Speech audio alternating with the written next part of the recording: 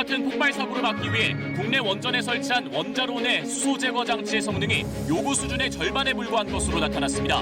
한국수력원자력의 내부 보고서 단독 입수했습니다. 국내 원전에 설치된 수소 제거 장치는 성능이 떨어질 뿐만 아니라 수소 제거 과정에서 불꽃을 일으켜 오히려 폭발 위험을 키울 수 있는 것으로 나타났습니다. 한수원이 문제를 축소하고 숨겨온 정황도 드러났습니다. 고령층 접종 효과를 놓고 의구심이 제기되어 온 아스트라제네카 백신에 대해 국내 검증 자문단이 만 65세 이상 고령자에게도 효과가 있다며 조건부 허가를 권고했습니다.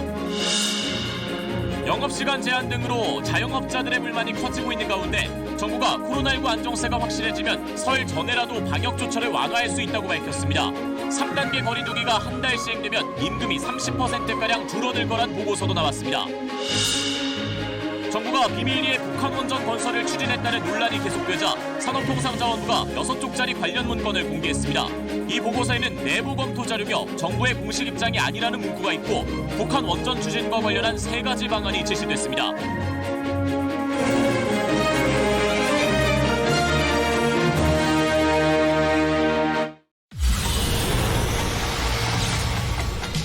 (65세) 이상 고령층도 아스트라제네카의 코로나 백신을 맞을 수 있다는 식약처 검증 자문단의 의견이 나왔습니다.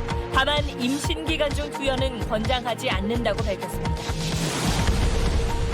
북한 원전 추진 문건을 둘러싸고 야권이 연일 의혹을 제기하자 문재인 대통령은 구시대의 유물 같은 정치라고 비판했습니다. 국민의힘은 이번 주 국정조사 요구서를 제출하기로 했습니다. 미국 증시 게임스톱이 촉발한 반공매도 운동이 국내 증시에도 옮겨붙을 조짐입니다. 한 투자자 단체는 공매도와의 전쟁을 선언했고 오늘 공매도 잔고가 많은 일부 주식은 급등했습니다. 미얀마 군부가 오늘 새벽 쿠데타를 일으켰습니다. 아웅산 수치 국가고문을 구금하고 1년간 비상사태를 선포했습니다. 수치 고문은 국민에게 항의 시위에 나설 것을 촉구한 것으로 알려져 위기감이 고조되고 있습니다. 사법농단에 연루된 임성근 부장판사에 대한 탄핵소추안이 국회의원 161명의 동의로 발의됐습니다. 가결 정족수를 이미 훌쩍 넘긴 숫자여서 사흘 뒤 본회의에서 가결될 것으로 보이는데 국민의힘은 대법원장 탄핵을 추진하겠다고 맞불을 놨습니다. 문재인 대통령이 북한 원전 건설 추진 의혹을 제기하는 국민의힘을 향해 구시대 유물 같은 정치로 대립을 부추기고 있다고 정면 비판했습니다. 국민의힘은 국정조사를 주장했고 민주당은 이미 규명된 문제라며 선을 그었습니다.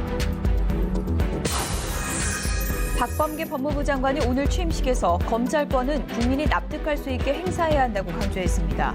취임식 전에 윤석열 총장을 만났는데 조만간 검찰 인사를 놓고 의견을 나눌 것으로 보입니다. 코로나19 신규 확진자가 300명대 초로 줄었지만 주말 검사 수가 줄어든 영향이 크고 이딴 집단 감염으로 재확산 우려는 여전합니다.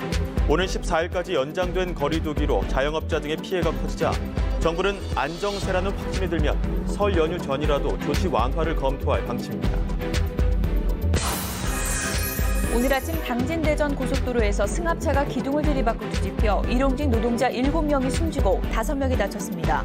전북 김제에선 만취한 20대가 몰던 차량이 오토바이를 치어 50대 배달기사가 숨졌습니다.